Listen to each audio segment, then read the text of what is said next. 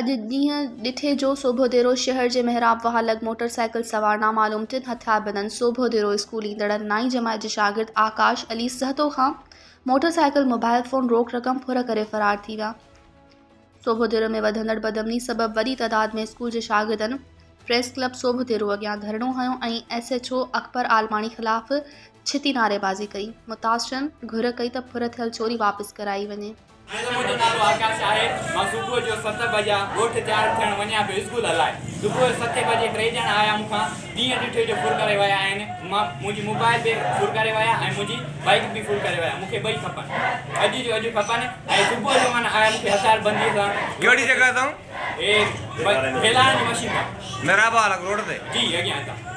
मज़ीद ख़बरनि ऐं तफ़सीलात लाइ विज़िट कयो असांजी वेबसाइट www.awamiNewsHD.com ऐं ॾिसंदा रहो अवामी न्यूज़ HD।